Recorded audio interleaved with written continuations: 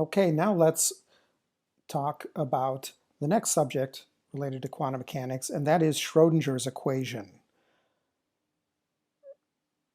So far, we've been talking about things sort of leading up to quantum mechanics or things that are perhaps not part of the fully developed quantum mechanics or are somewhat less important. But this is the most central, really, equation, arguably, in quantum mechanics, and that's Schrödinger's equation. And specifically, we'll be mostly talking about the time-independent Schrödinger's equation. And it's a wave equation, like Maxwell's equations or Fick's laws. And as you'll see, it's a differential equation.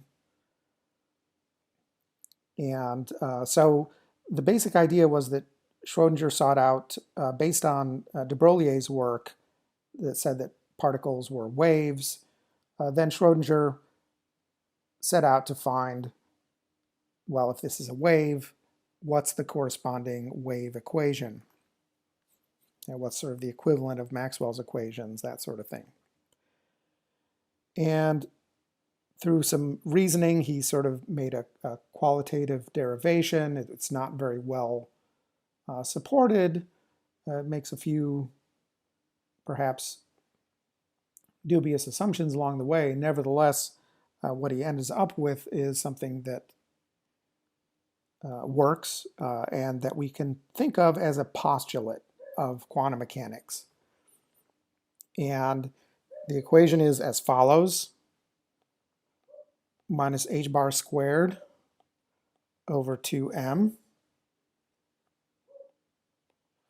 d squared psi dx squared, and this is for 1D actually,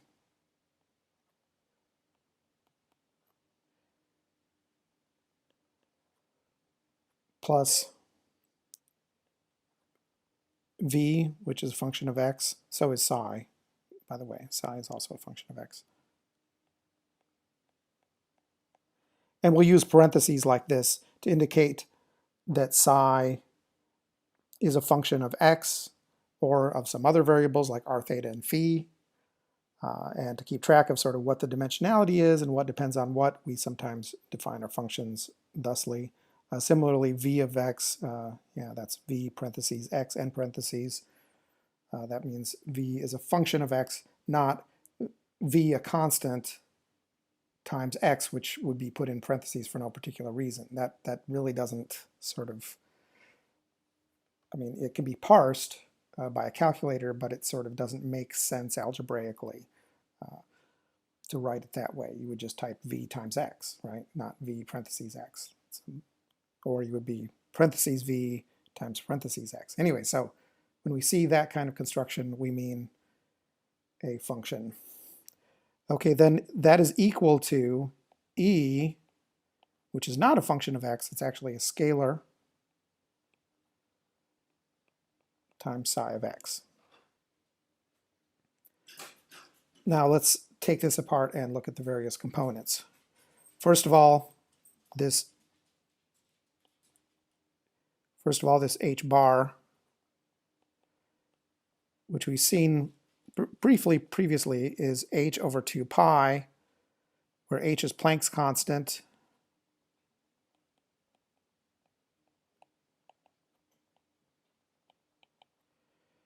which is 6.626 times 10 to the minus 34 joule seconds. M, in this case, is going to be the mass of the particle.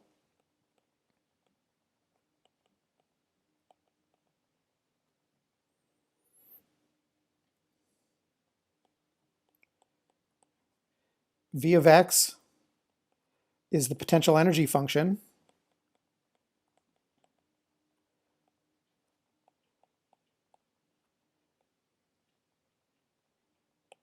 It's not the overall energy of the system, it's one part of the energy.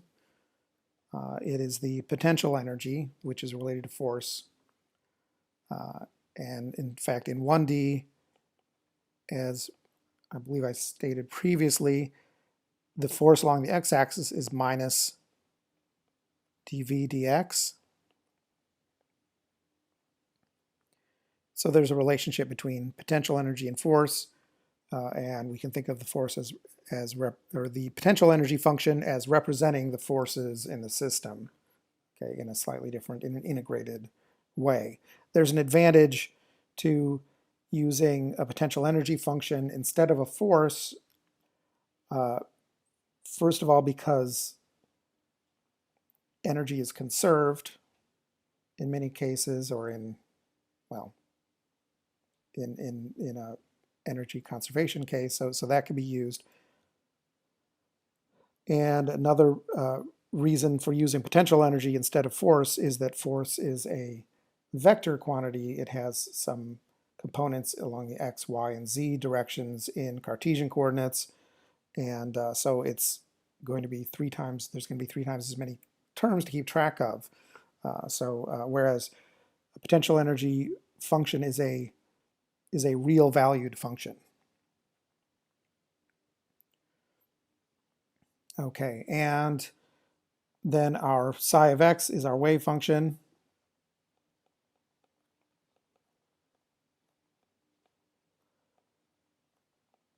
So we've been talking about waves. We've been a little mysterious about what those functions are that describe those waves, and here they finally make an appearance.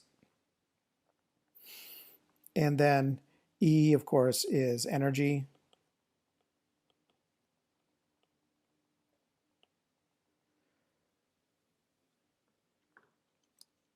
And that is the Schrödinger equation. Now let's try to take this apart a little bit more. So let's say we have derivatives. We have a second derivative here. And we know that the first derivative is the slope of a function. We know that the first derivative of the potential energy is the force. Okay, but we're not taking a derivative of the potential energy function in this Schrödinger equation. See, the second derivative is the curvature. So this first term really is telling us about what is the curvature of the wave function. Okay, and roughly speaking, shorter wavelength has higher curvature, right? There's going to be more curves per unit length, higher curvature.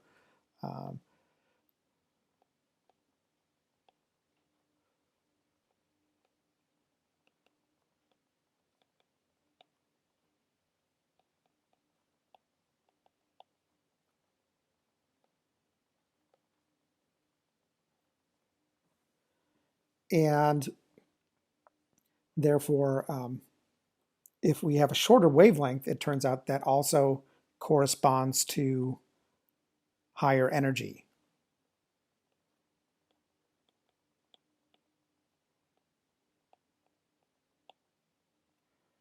Right? X-rays have very short wavelengths relative to visible photons, and X-rays have higher energy per photon.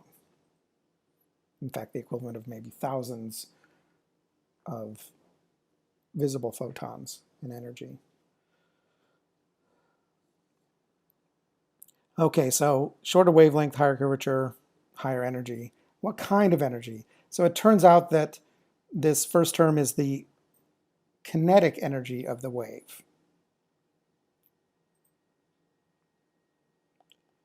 And when I say term, I mean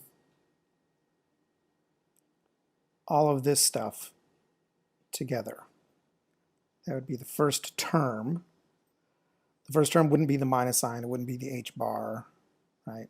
It would be sort of a collection of sort of functions or constants or variables that are kind of multiplied together. That's what I would usually, I mean, the concept of term is somewhat fuzzy, but here we're saying that's the first term.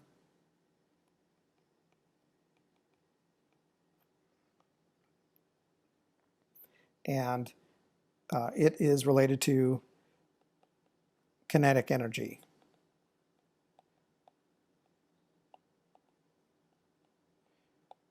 Kinetic energy of our particle. And of course, if we have more than one particle, then there'll be either a Schrödinger equation associated with each particle, or there's some other ways of handling that.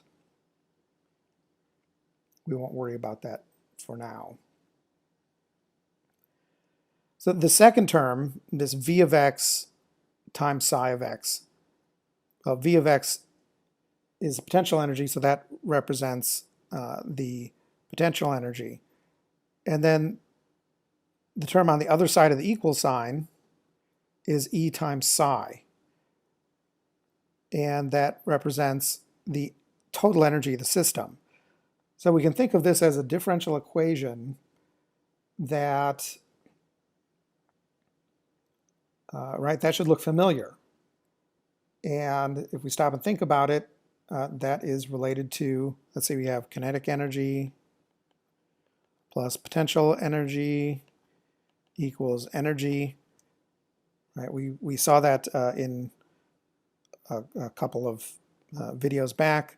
That is the statement of conservation of energy in a mechanical system. Right? There's a different conservation of energy expression, of course, for thermodynamics. It's going to be things like heat plus work.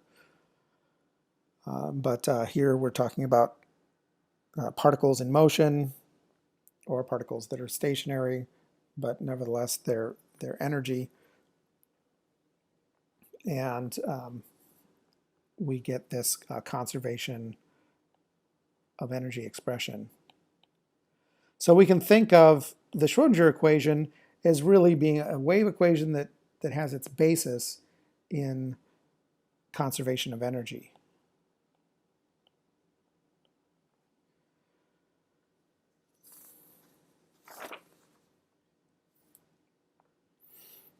Now let's talk a little bit more about, that's the 1D case.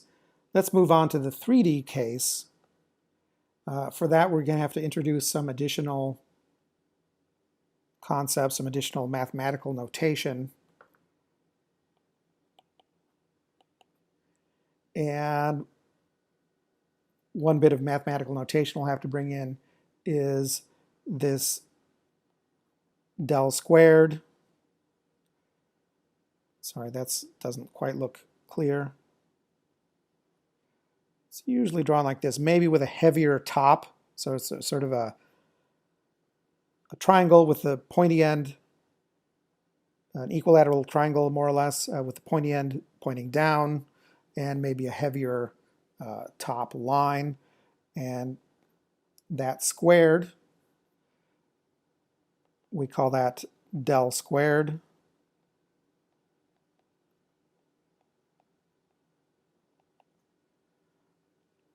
And it's also called the Laplacian.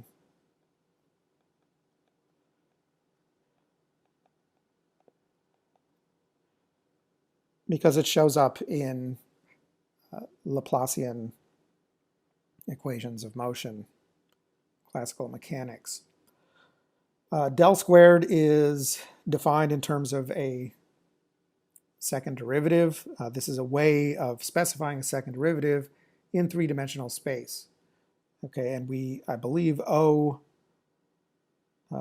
was Gibbs of Gibbs free energy fame who developed this notation.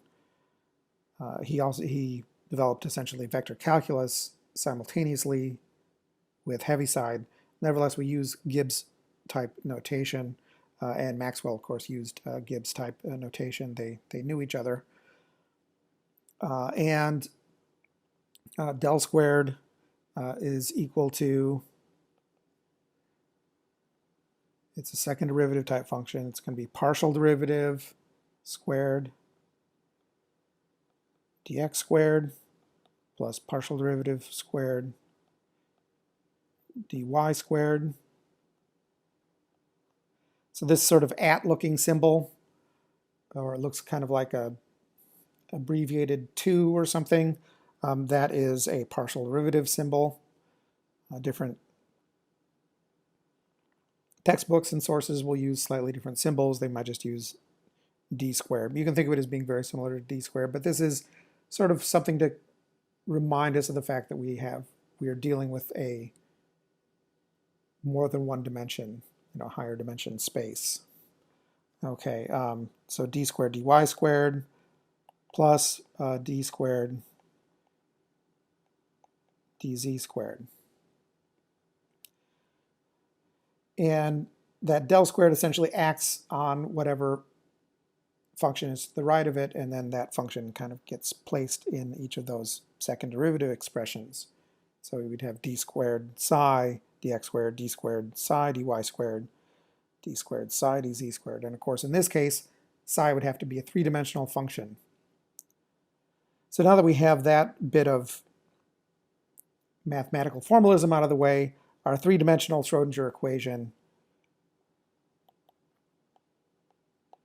our 3D Schrödinger equation is minus h bar squared over 2m del squared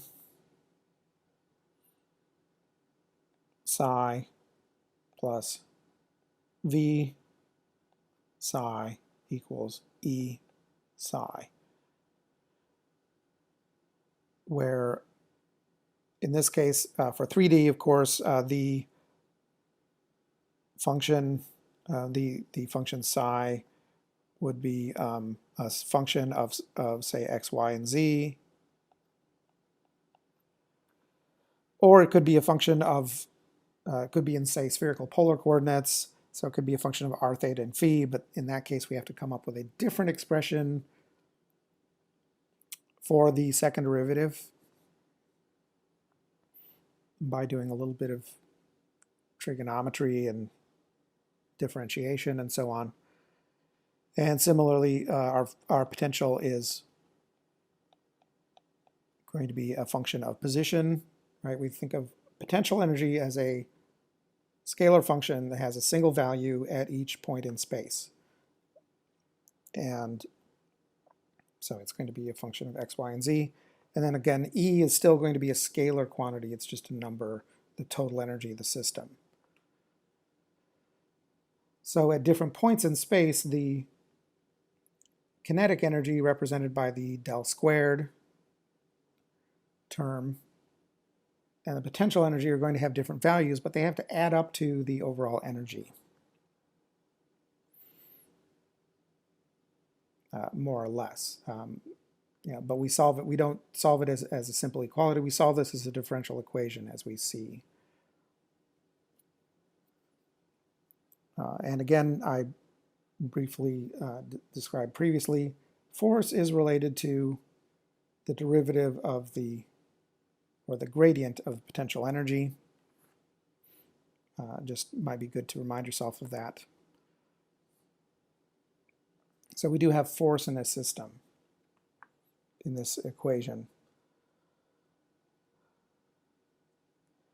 Now, let's see, let's stop and think a minute about, we know what force is. Is there anything else we can pull out of this? We know about force, we know about energy, then this tells us something about our wave function.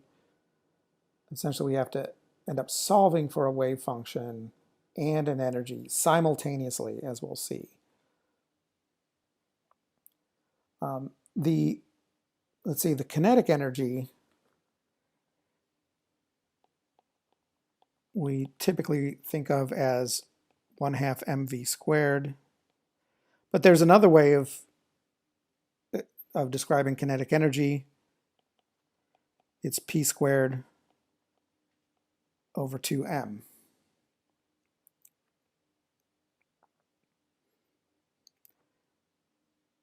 And so in quantum mechanics, our kinetic energy is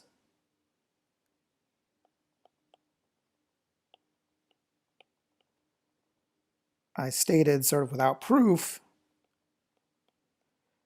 it's minus h bar squared over 2m d squared dx squared or del squared in the case of 3D.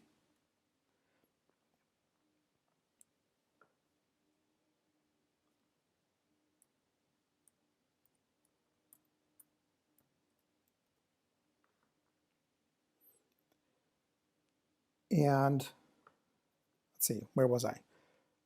Okay, yeah, so can we look at this and see, roughly perhaps make some guesses about what momentum is? So this looks a lot like the p squared over 2m expression. If there's this minus sign, if momentum along the x-axis is minus I h bar d dx. The minus I, well, the minus sort of doesn't have to be there, but it turns out this is the correct expression for momentum. It doesn't need to be there for what we're talking about right now. But there does need to be, in order to get a minus sign out front, if we have p squared over 2m, if we define p of x this way, either plus I h bar d dx or minus I h bar d dx, either one would work for kinetic energy. Kinetic energy depends on the momentum squared, so that sort of sign drops out, but there has to be this minus sign, so there's an I, where I is the square root of minus 1.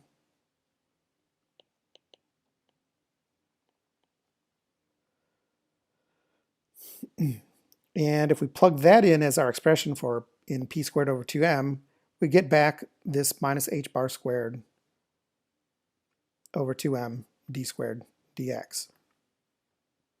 So this is maybe an expression for momentum. We'll see. Okay, but it turns out that yes, it is. That's just kind of a guess at this point, just from sort of mucking around with the equations. But it ends up being stated as essentially a postulate of quantum mechanics, that momentum along the x-axis is minus I h bar d dx.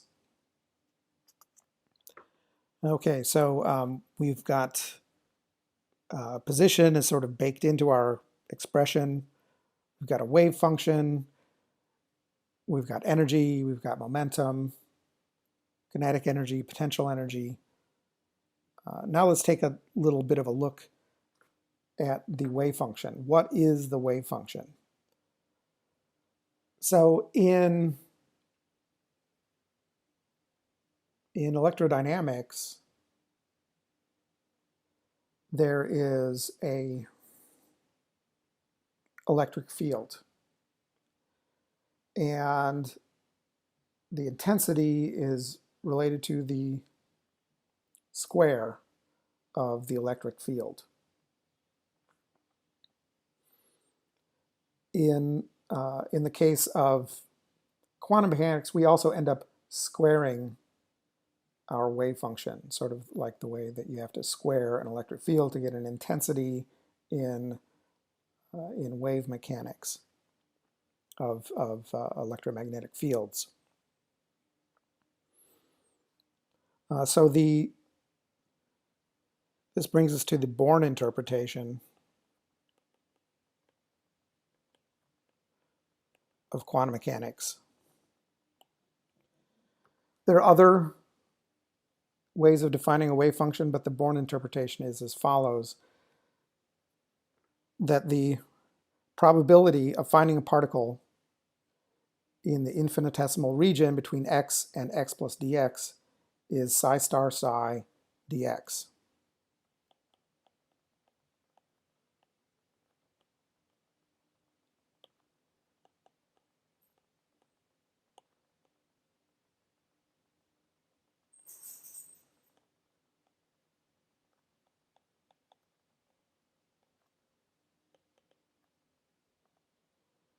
So that's sort of the differential definition.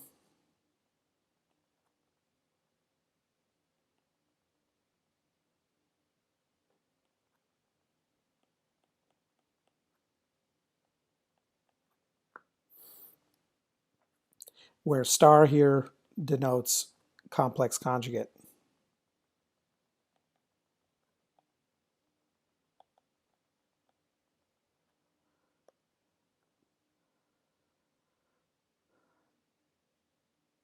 And we'll talk more about that later. So then the corresponding integral is, if we want to know what the probability is that a particle is in some region, say for 1D, we want to know if it's in the region bounded by A and B.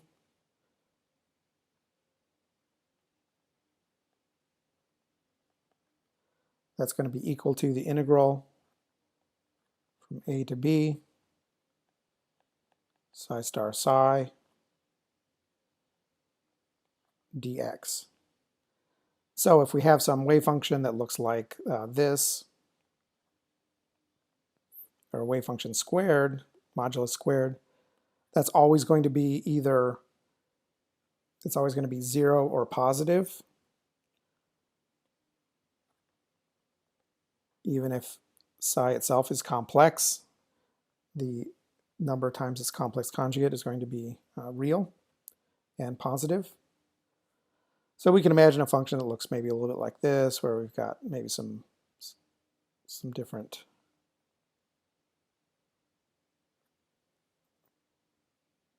bumps, some different curves, and we've got some region, let's say A and B, and we want to know what's the probability that our particle is in this region. Then basically we look at the area underneath that curve. And so therefore we can think of psi star psi as a probability density function.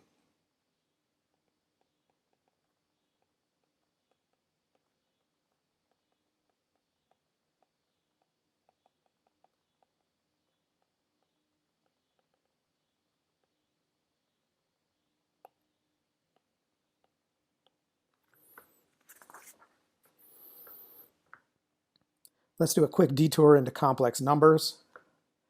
First of all,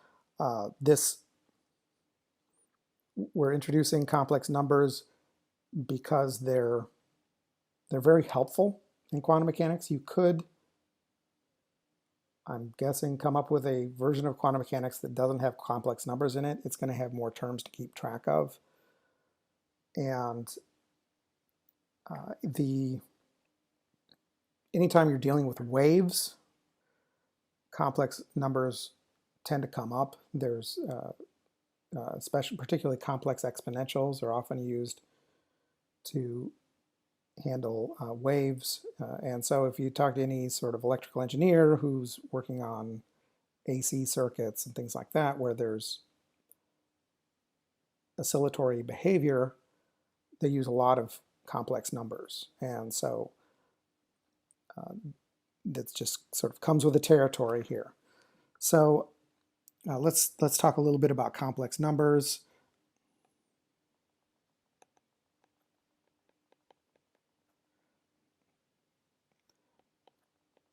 I is the square root of -1. I squared is -1. I cubed is -I, and so on. We can think of any complex number, C, as a sum of a real and an imaginary component. C is equal to A plus BI, where A and B are both real numbers. The complex conjugate of C is given by C star. Okay, we have to be careful. This C star does not indicate multiplication. Let me repeat that. We're not talking about multiplication here. We're talking about multiplication by a complex conjugate. So this is the complex conjugate, and that's going to be C equals A minus BI. And so C star C would be C times its complex conjugate, which is easy to show, is going to be well, the complex conjugate is A minus BI. C is going to be A plus BI. And the complex terms end up, the complex cross terms end up canceling. You have a minus ABI and a plus ABI, and those cancel. And so you end up with A squared plus B squared. And that is real. Right? It's could be 0, could be, it's always going to be positive or 0. Also, another quick item related to that is some notational issue, which is that sometimes that is denoted as mod square or modulus squared of C. And that's C times its complex conjugate. It's just another way of writing the above.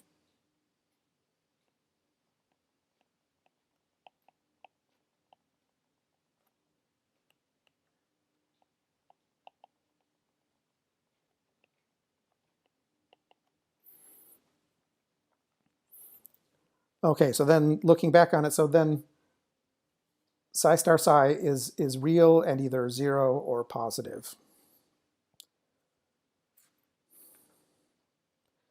And we can think of our wave function as being roughly analogous to the, as I stated previously, roughly analogous to the electric field of an electromagnetic wave.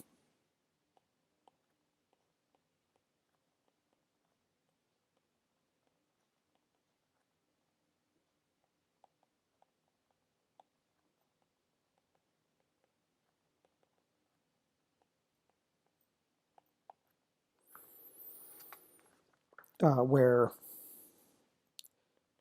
intensity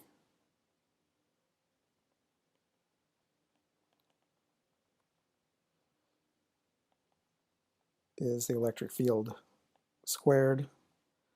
In this case, and of course also if you're talking about, if you're applying EM to single photons, then E squared, the electric field squared, is going to be related to the probability. You can work out the math for that if needed. So in this case, intensity it's sort of related to probability. Intensity is sort of is related to the probability of finding a photon at a particular location in space or time and space, and the psi star psi is related to the probability of finding your particle in a particular place.